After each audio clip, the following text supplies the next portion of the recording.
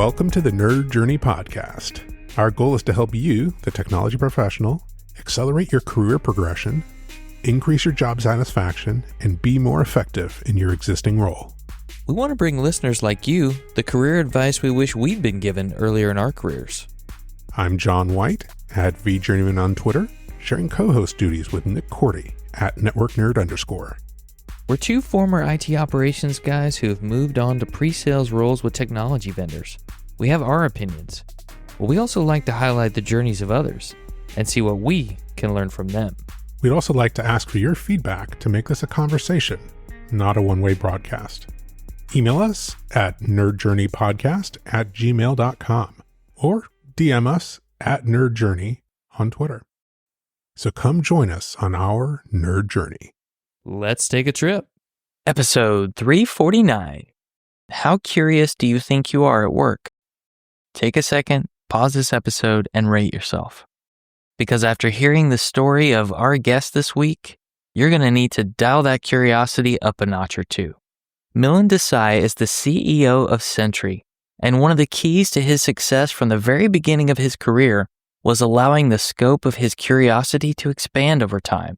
We're talking about beyond specific work projects and even beyond his job role.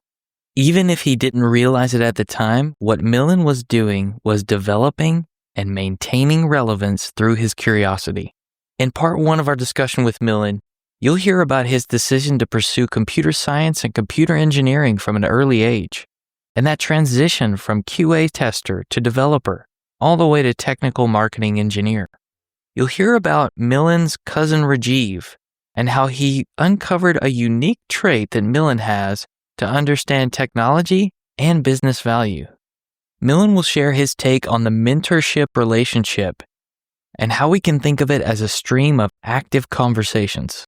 And of course, how did all these experiences that we're going to hear about today lead to Milin developing relevance and depth? Let's get you to part one of our discussion with Milin Desai.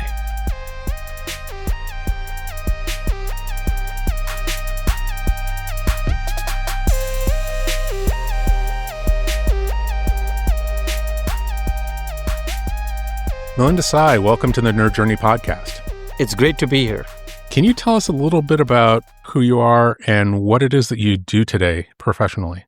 Currently, I am the CEO of Sentry. The simplest way to think about what Sentry does is code breaks in production. We find out what's broken in real time, tell you all the things about it, and we help you fix it faster. And especially with AI, that fixing it faster is greatly accelerated. Oh, that's terrific. I'm sure that we'll dive into, your positions on AI as we get into it, but maybe you could tell us a little bit more about your origin story in the tech industry. How is it that you found yourself in this industry? How far back does that go? As a kid, I would say around 7th or 8th grade, I realized I enjoy math and science. When I say I enjoy math, I was not one of the kids who was basically constantly studying and trying to become like some expert in it. I enjoyed that as part of being in school. I did well in it. I kind of liked studying it, right? So I was never kind of the brightest star, so to speak. And so around, I think, 7th or 8th grade, I realized that I have an affinity towards what you would call STEM. One of my big sources of inspiration is my dad. And my dad is a mechanical and electrical engineer, has done a lot of great things. So I'm thinking, I'll be a mechanical engineer going into 10th grade. And everything actually changed when my first cousin, Rajiv Desai, who previously had worked at NASA, sent a robot to Mars, one of the first ones. He came over. He used to come over for work. He started coming over more often from the US. And he's like showing me all the things he did. And that's when the bug caught on. I'm like, maybe I need to look at this thing called computer engineering, computer science. And so I think that's kind of my origin story. And I would say like in that 11th, 12th grade is when I got going. And I built the first 100 websites, by the way, in India, back in the day of dial-up modem and stuff. And so that was my first kind of real foray into tech, software, entrepreneurship. But that's kind of really how it all kind of laid out in my life. Got it. So the bug bit you early. And then you went to school and studied it? I did my undergrad in Mumbai. Still have great friendships from it. If you ask my family, they all kind of joke about it. They always knew I wanted to come to the US. And so I came over, went to USC, University of Southern California, did my master's there. And that's kind of how it all kind of came together. So that's how I arrived as a student immigrant in 1999 in beautiful Southern California, and was in awe of everything about the US, the vastness, the opportunity, and everything else that goes along with it. Did you ask that person who was very influential in getting you into tech, did you ask them for advice on what you should study? Or did you just naturally gravitate toward tinkering and studying those areas by default? So I think the shift towards kind of the comm science background was through just combination of like him chatting with me, showing me things that he was working on. This will kind of tie it all back really nicely. When I started working for him while I was doing my undergrad, building these websites and kind of bringing kind of the internet to a little bit to India in terms of .com sites and other things.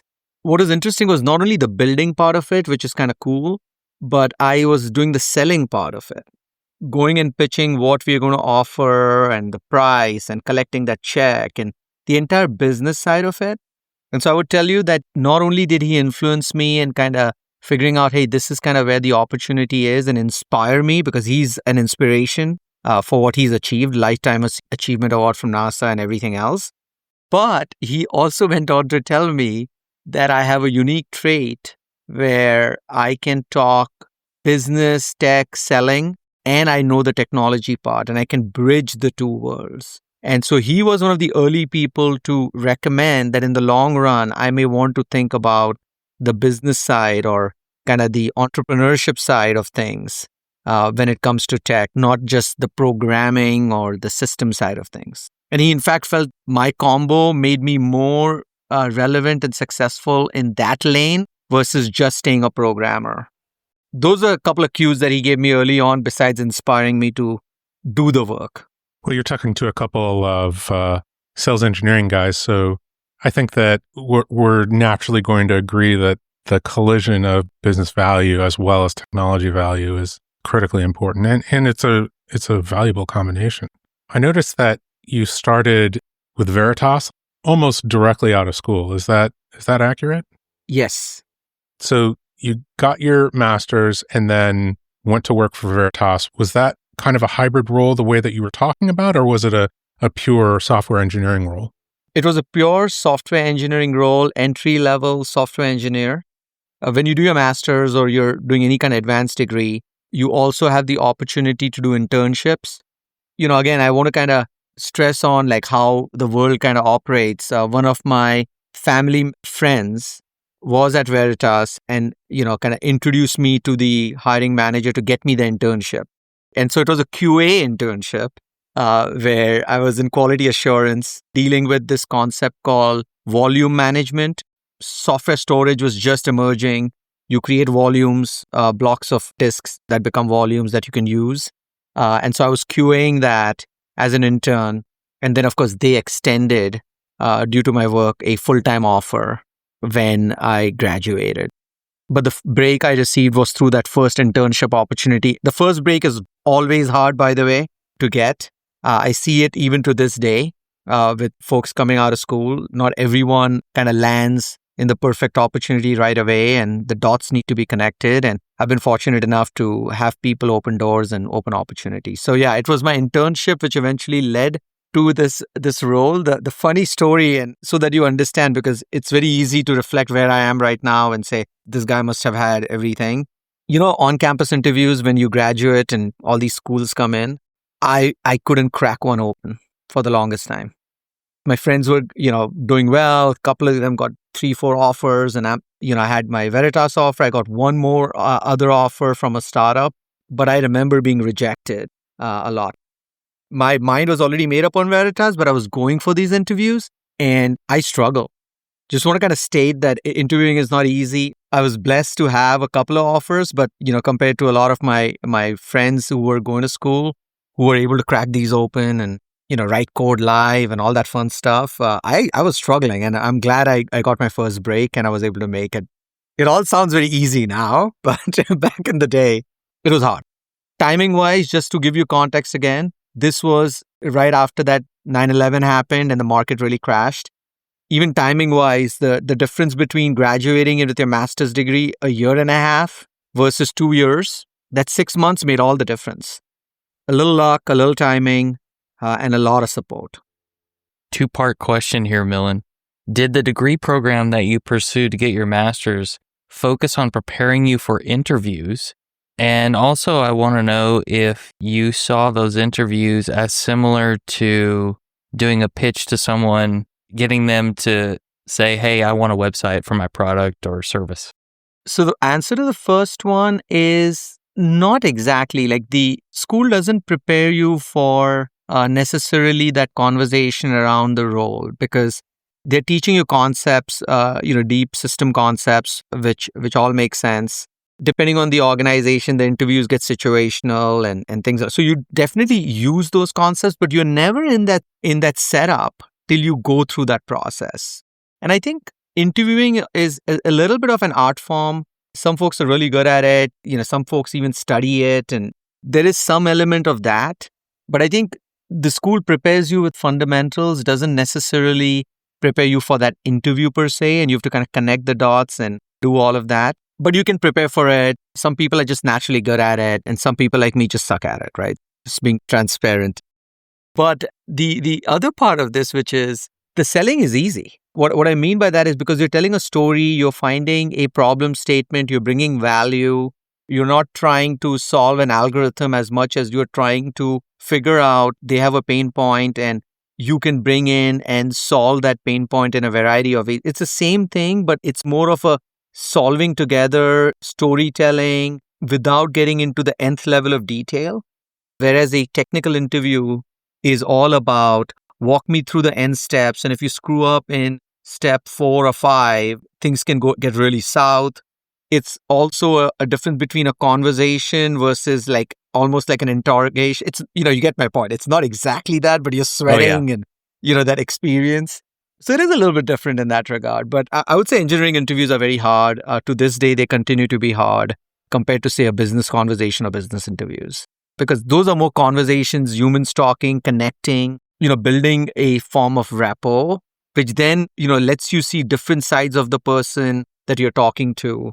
So my interview style is more of that nature even today, even for technical people, versus testing the depths of like everything technically.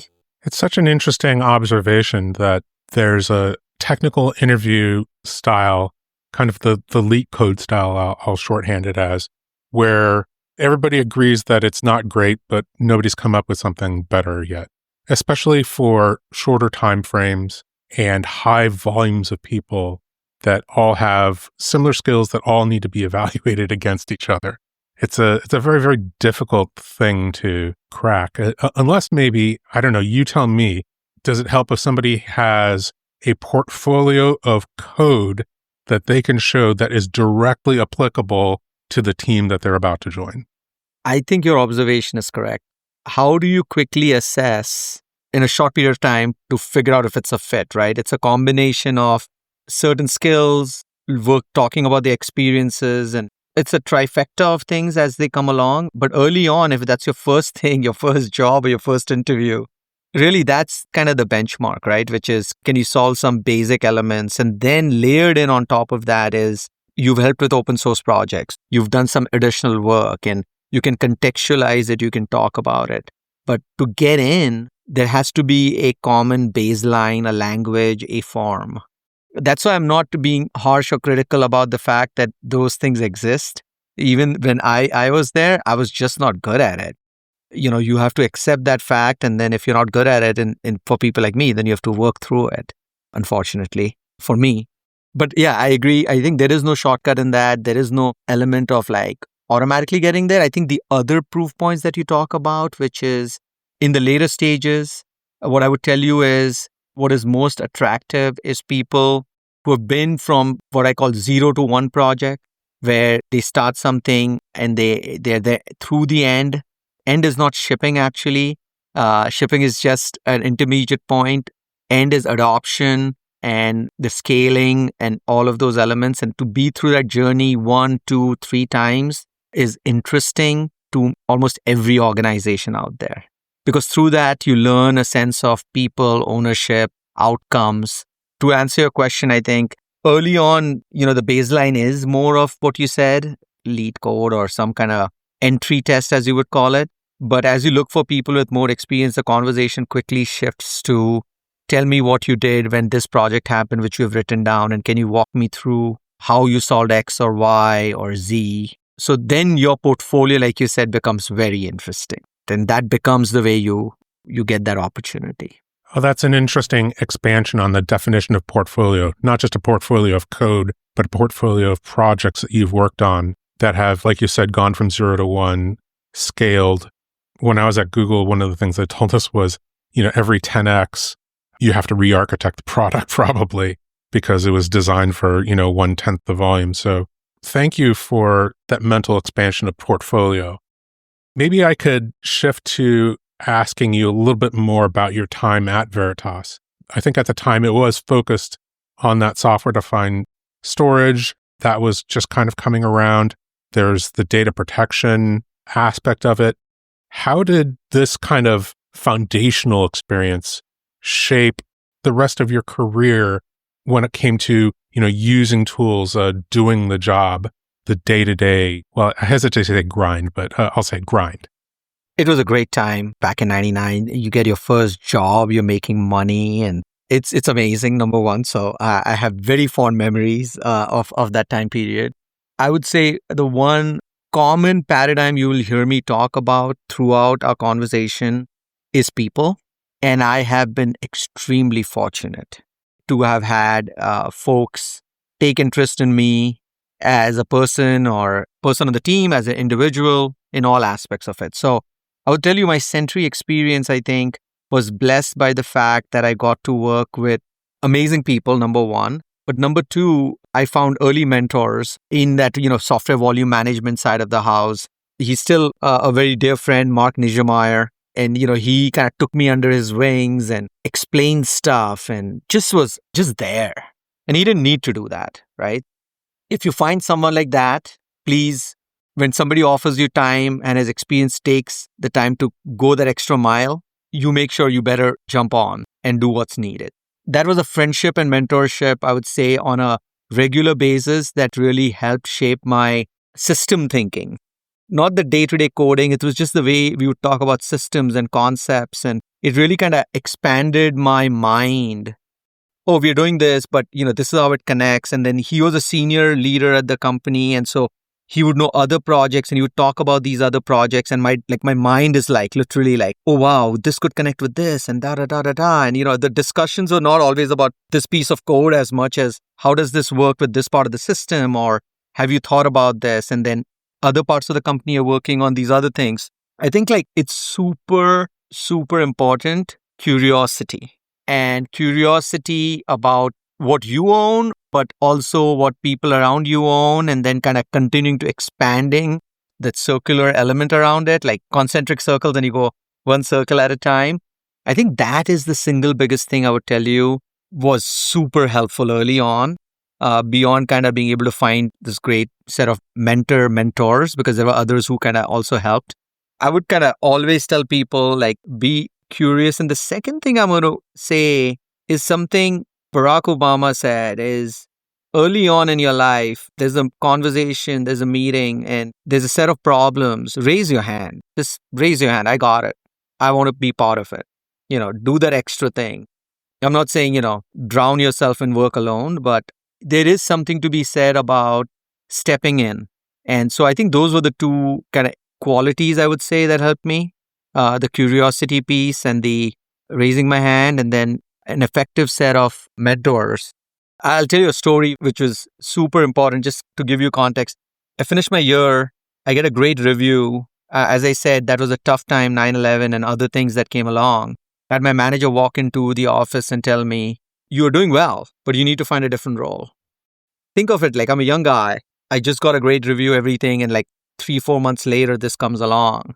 And there's more to that story. And I was super annoyed, but let's leave that part, the negative out of it. I'll tell you the positive out of it. It basically made me realize that I need to control my destiny. I need to kind of keep working at it, not assume anything. It was the best thing that happened to me, by the way. At that point in time, I found a different role. I found another set of great mentors, and like things just took off because my mindset shifted from not just being curious and raising my hand. It changed into I am my own person. I've got to take care of myself. No one else will. It was a healthy sense of paranoia of constantly wanting to prove myself. Again, not lack of confidence, imposter syndrome, none of that stuff. It was just about, am I doing everything absolutely possible that I become unshakable? That was the most helpful thing that person did for me, but it changed everything. That's a little early Veritas, what helped me, what should early folks try to do? Hopefully that answered your question. Did that person tell you needed to find a different role within the company, or just in general because your role was gone and like you may have to move to a different company? Did they even set that context? If I wouldn't be able to find the role within Veritas, it would be outside. So I had to go do the homework on it and make it happen, number one. And as I said, the performance was not the criteria necessarily. So let's just leave it at that. And this stuff happens in corporates. It shouldn't, but it does. Okay, fine. So now that we move on, what helps in those scenarios is exactly what I said. That year and a half of being curious, raising your hand. Also, I know this sounds really kind of interestingly different. I'm not saying become an extrovert, but being curious means you work beyond your project scope. You talk to other people, you get to know other teams, they get to know you. So when something like this happens, it is not like you just showed up at the door. It's all connected in a way. When you are part of something bigger than your project, your team, you take interest, you have conversations, you have lunch with people beyond your team, and you do things kind of outside of just general scope. When things happen and you go over and say, hey, this is what's happening, they're like, oh yeah, we know you. Okay, so that's step one, right? Knowing the person, and then that mentor putting in a good word, and everything else kind of starts rolling from there. And so hopefully this all kind of adds up to structural things of how to think of career and how to participate, whether it's your own company or you're part of a bigger thing. Because at the end of the day, there are humans involved in the process, and that's where the first connection happens. Yeah, there's a couple things that I want to touch on there that seem to like weave together that building of a network within the organization that you're in as being a resource. And then you also mentioned being effectively mentored. Now that you look back in your career and maybe you've mentored other people, is there a skill to being an actual mentee where you show up and you're not just a sponge, fill me with your knowledge? That tends to not be what mentors look for. So what is your take on that, how to be an effective mentee? You can almost stole the core of what it is not, which is showing up, number one, unprepared, expecting some words of wisdom to magically just kind of get going from the mentor. The second part is taking a set of problems, everything from the minutiae to something else. So it's none of that. It's an active conversation, I call it. It's an active conversation. It's a relationship. And the relationship is not transactional. The way to think about it is you need to go in prepared, just like a board meeting, with a set of 1 or 2 or 3 things that they could potentially help you with. It's a constant stream of active conversations. And I think the way to kind of figure out is how do they operate, like, the mentor themselves operate, and then to figure out how to structurally use that. So you have to almost kind of reverse engineer what they bring and see if they can bring value to you, because not every mentor is kind of equal either, right? So that's kind of how you should think about it. And it's not like they are going to help you suddenly go from point A to point B. I think that's another big misnomer around this. It's just somebody as a guide point, as a reference point of like additional data in that. So that's number one. And number two, I'll tell you, and I say this all the time, is if you look at all the people who've helped me, they're typically in the organization themselves. And then I have, of course, outside mentors, but those are more, it's more like a friendship, activation membership. It's not about transactional, like, can you help me with X, Y, or Z, right? You've just built a network of people you know. But active mentorship within a company, people forget. They think that the mentor is supposed to help them. My thing is you should go and find out in that type of scenario, what can you offload, right? So in a lot of my scenarios, whether I was at each of my destinations, it was not about like, oh, help me with this. I was also trying to seek what they needed help with, or where could I offload things off their plate by, again, saying, I could do that, or if you give me a little few points, I can go run with this.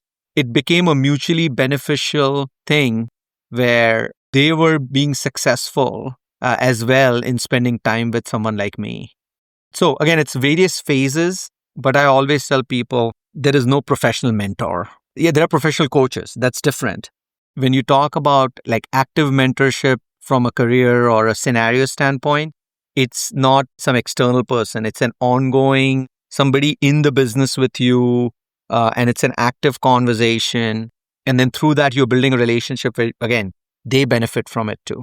Versus like an external coach or something, which is very different form of mentorship. So I think people confuse these two aspects and forget that you may need both an external coach, but you may also need internal support systems. It's a symbiotic relationship that you're developing in that regard. I like the value for value attitude of the mentee-mentor relationship. I guess my curiosity now comes to this. Was it those series of active conversations that led you into wanting to pursue product management at Riverbed, for example, tilting more from being a developer to a product manager? Remember that pin about doing the selling early on and having the storytelling and narrative? Okay, so now use that pin to the pin where I was having these conversations in that first year and a half, which was system level, looking at different products. And it's funny when you're having a drink or a beer on a Thursday or Friday afternoon with senior people and their work across different functions of the company. They start talking about the projects and how they connect, and you're just listening. That's the sponge you were talking about, right? This is happening in the company, and this is happening, and da-da-da-da-da-da. Okay, now fast forward to the time where they ask me to find a different role. I go find a different role, and I'm like, I'm going to take fate in my own hands, right? So at that point in time, this is where I transformed from not only doing the thing I was supposed to do really well. By the way, I was an average coder, but I made up for it with a lot of testing, making sure that it worked in different scenarios, the UX, the experience. That's where I learned about everything is about the user, not about me writing code, right? So building, CLIs and internationalizing them and building end-to-end stuff, was very interesting. But those conversations, that past experience, that kick in the shins got me to this point where I'm like, So then I started actually sending notes to product managers, VP of product leaders, the general manager of the group saying, I've been thinking about it. Have you thought about this new domain? Are you all thinking about it, right? So I would actually send these notes with like research and we should do X or we should do Y. And, thankfully these people, they probably don't remember me. One of them is Jeremy Burton. He's done a lot of good things. He was a CMO at EMC. He's running a startup right now in observability, by the way. Mike Spicer, who is a partner at Sutter Hill. These were folks who were there at Veritas, and I would send them notes and they would respond to an individual contributor. And those conversations transformed it. Nick Mehta is another person in the industry. They don't probably remember me. I kind of bother them saying, hey, do you remember me from Veritas? But to your point, like those dot connecting things that I was listening to these people allowed me to go beyond, made me curious. I proactively just would, after an all hands, would ask questions offline, send these, are you thinking about X or Y or this and that? And that's how all of this started coming together. And that's when I'm like, I think I want to try something different. I wanted to kind of go to the product definition side because I was really enjoying it. But it was a series of all of these coming together to that culmination. That encouragement, that active encouragement from the folks I just mentioned, definitely also helped kind of spur that, oh, wow, right? But that kick in the shin helped. The beer conversations, the conversations about system level stuff helped. And then, of course, the first experience helped too. Did you ever have any career conversations with your manager about wanting to pursue product management before you got there? I'm just curious. I think I was starting to operate as one a little bit. Even though I was younger in terms of experience, I was bringing a sense of asking the right questions, kind of being a little bit disruptive in that regard. And so I think people started seeing it. The funny thing about this is my next role was actually a technical marketing engineer at Riverbed. So I had the option of being a product manager. At that time, it had become semantic, but I decided to jump ship, and I'll explain that. But I made the shift first to a technical marketing engineer, and within a year, they said, no, move over to product management.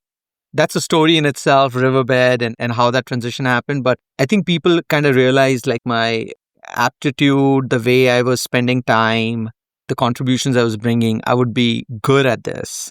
I think I had to just make up my mind and start making that choice, which is what I did in 2006. Got it. You said it was the weaving together of a bunch of different experiences. That's so interesting to me because you don't know where that's going to take you. So you have these experiences, you have these conversations, you soak up this knowledge. And I think that that's probably a valuable lesson for everybody. You don't know how the puzzle pieces are going to fit together until much later on. What is going to spur your interest. But if you don't start exposing yourself to all those different threads and puzzle pieces, you're not going to be able to weave those things together to fit the puzzle together when you need to. Since this is about teaching people about thinking about their careers, a lot of people say, I want to go join a startup because I can see a lot more things. I get exposed to a lot more things. There are fewer people. I can take on different aspects, right? That is very true. Not a lot of people take advantage of everything that's available, even in a startup, honestly. However, that is equally true if you are the person who wants to do that, even in a larger company. It's a little bit harder. It's probably a lot harder. But to your point, it's not impossible. And I'm a little bit of a proof point of that. There is all the natural things around politics and time and all of that fun stuff. But you have the opportunity, you see actually a lot more. Different teams, products, how people work, what things are working, what things are not working. There's so much you can learn by just inherently listening for the signals, being curious about it, having lunch with different folks. Lunch is a great resource. I used to use it to play soccer, by the way. So I'm giving like a different piece of advice here. But in soccer, I networked with people from different companies in the Bay Area. I didn't think of it that way, but it was my moment of outlet. But like participating in happy hours and team events and kind of going beyond the scope, all of this, to your point, just builds to something. You don't know what it is. And I just want to be very clear, you don't need to be an extrovert. So do what is most comfortable for you. But if you're a curious person and you want to learn a little bit about marketing, you can just ask. And most organizations have good people, they will respond, which is what I was telling you about when I was talking to the Mike Spicers and the Jeremy Burtons and all these people who are like 7 levels above me or whatever in a large organization. And they chose to take the time to respond, which created encouragement and right? So hopefully all of these are small little examples of day-to-day things you can work through.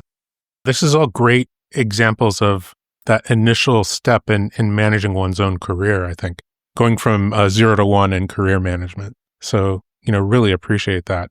Can you tell us about that transition to Riverbed and what maybe led you to apply for that tech marketing engineering role? Like I said, I was ready to do something different. I don't even remember how I applied for it, but all I can tell you is when I spoke to the team and the people, I was like, wow, this is going to be so much fun. I am still friends with all of them. And Phil, who was the hiring manager, his boss was Steve Smoot. And Phil, basically, amazing person, technically so sharp. And it was a role about telling people how to use the product. You know what I mean? Like what today is called developer experience. Take the product, install it. It was a WAN optimization device. So it would make latency go away. It would do deduplication of data. And so I said, send storage through it. It can increase your backup times by 10x, right? As an example or whatever it is. So here's an interesting cue of what I mean when I shifted. Like they didn't ask me coding stuff. What did they ask me? It was a technical marketing engineer job. So they liked me for what I did. They knew I was technical. They gave me a homework assignment of how would you test something. you can quote Phil on this. Phil said, you went above and beyond on that. What I did was not only did I explain how I would test it, I actually did a PowerPoint version of the entire story of what I would put out there to educate people on it. Right. So it was not just like I would test this A to B and here are the tests, 1, 2, 3, 4, and here's the data. I actually said, what are the advantages, preconditions, postconditions, and everything else. And I put this elaborate story to them and they were like, sold. That little extra push was what it was. But like the reason I chose, I didn't even know what like a pre-IPO company was. I know that sounds really crazy, but they were pre-IPO and they're giving me an offer and I'm like, yeah, I'm so happy. I didn't even think about the whole IPO thing because the opportunity was great, but I didn't even think about all the stuff. Like I just literally loved the people and the scope of the role and I felt like this would be exciting and I took it. Now that's naive or whatever it is, but there is a point in time in your career, and I'm jumping places here, but a really important life lesson is there'll be a point in time in your career where you can choose the people you work for and choose the people you work with. And there is nothing more important than those two things, in my opinion, when thinking of what you want to do next. Where do you want to spend your time? And most people don't optimize for that. They optimize for everything else. And then they realize that, I miss my old team or whatever it is, or I didn't realize this would be so hard because day to day, you're going to spend more time with these people. And so like as soon as I got to know this group, I'm like, man, I want to be with this group. So that's how the transition happened. It was a technical marketing engineer role. Besides the interview, that little extra push changed it. And it changed the way we started telling our story, by the way, at Riverbed too. That's kind of the story, but it was the people. Just like everywhere else, it starts with people.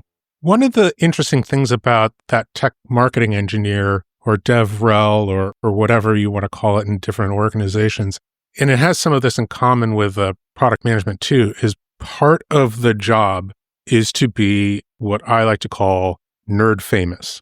You have to go in front of people, give a one-to-many presentation where you're walking them through a use case or presenting, a new feature and how it can be used and how this is going to be valuable for them. But you also have to be a little bit of a draw. You can be there to deliver that message, but if nobody knows or cares who you are, then you're really only relying on the name of the company and not your own presence. Does that track with your experience there as that TME? Yes and no. I think the rise of like X and the personality stuff is more recent. At the end of the day, even the people who have risen in that kind of domain are there for their depth.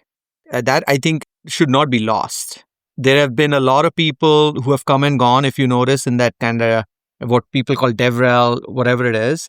The ones who have survived and thrived and continue to be respected are the ones with depth. And so what does that really mean? I say this all the time, whether you are writing a product requirement document, a design document in engineering, it's a story. It's like a movie script. It has a beginning, it has a middle, it has an end. There are exciting parts to it. And so I think people who are great storytellers who can simplify things, to your point, and then are you bringing value? Here's the thing. I come and start talking to you about cooking and, you love eating, but you don't love cooking, then the whole conversation is of no point, right? And so a lot of times in this scenario that you asked me the question, when you're not famous, the way you become relevant is you bring relevance to the other person in terms of what they care about. And then to be able to help solve their problem as a product manager, as a support engineer, as an SE, as a engineer, oftentimes, remove the engineer for a second, all these customer-facing roles, we get into what I call the diarrhea of our mindset. Because you're operating day to day, if you're building a feature, I need to tell them everything about the feature. And of course, like even with friendly customers, they will say, okay, please come on, tell me. It's okay, right? Then they get happy ears and they're like, whatever it is, right? And so my general point is like, if you pause a little bit, understand what the other side wants, do the storytelling from that standpoint, highly, highly transformational.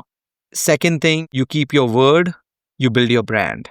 So you meet a customer, you meet an external person, you said X, I'll reach out to you in 3 days, or I don't think I can build a feature, or let me get back to you. You get back to them. Even if it's a no, you've built something. You built a relationship where you got back.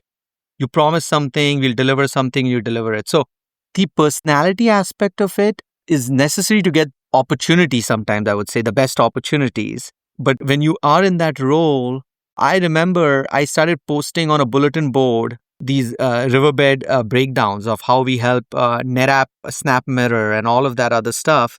And the people reading the bulletin board I didn't know them, but they got to know me. And I would then go into a trade show and they're like, oh, we read your thing. Yes. And they're like, we really appreciated it because I could take your content, put my numbers in, and I could present it to my team and show them what value we could bring. So I feel like if you do it right, you do it for your audience, you know your audience, right? Day in the life of, be in their shoes. I think that's super important in the TME role, in the product manager role, versus the internal inside view of like, we are building something. Nobody cares about your algorithm if it doesn't work, right? Tell me how I'm going to use it. If it breaks, tell me when it's broken, all of that fun stuff. So live in the life, live in the shoes of your customer, understand what they want, empathize with that. And from there, magic will happen.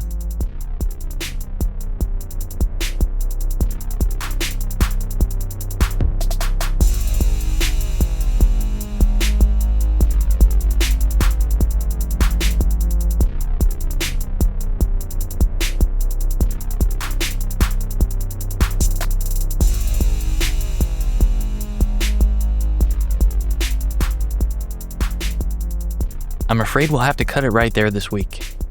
There's this slow buildup through all of Milin's experiences of developing that relevance. Those discussions with early mentors where he began to understand systems and how different projects within the company connected to one another. That curiosity to understand those things is not so different than being curious when we're talking to a customer or someone we're trying to help with a technical problem inside our company. The questions he was asking and the suggestions he was making to senior product leaders inside Veritas on what the company should be doing, maybe a market they should be entering or some capability they should be adding to their product, that made him relevant to them. In fact, they even took the time to respond to Milin, even though there were many layers above him in the management chain. People don't do that unless you can bring something that's relevant to them. I know we didn't necessarily say this outright, but when Milin gave the example of creating that content for Riverbed, he was relevant because of the content he created. So we can create content that is publicly available, part of our portfolio of work, proof of work, whatever you want to call it, that makes us relevant to specific groups of people. And a lot of this came from listening very well, listening to what people had to say, taking it in, being thoughtful in his responses. And that's exactly what Milin is talking about doing when you're working for a company in a role that is customer facing. Maybe your customers are end customers of your company. They buy things from your company, but your customers could just be internal users, right? If I work in internal IT, my customers are the people I serve, the people whose problems I fix and systems I work on and support. So I can apply those same ideas when I'm working with them to try and fix a problem or propose a technical solution to a challenge they're having. I really like what Milin said about optimizing who we work for and who we work with. And he calls out that not many people work to optimize those things. I actually think that this could be another way for you to remain relevant. Because if you know the people that you work with and work for, you like what they're about, you understand what you need to do to provide value to them, then you're going to continue to be relevant to those people. And that's a great thing. They're going to want to continue to work with you as well. They will want to continue to have you on that team. We also talked a lot about mentorship, how much mentoring and being a mentee was helpful to Milin over the course of his career. People who took the time to help him in different ways.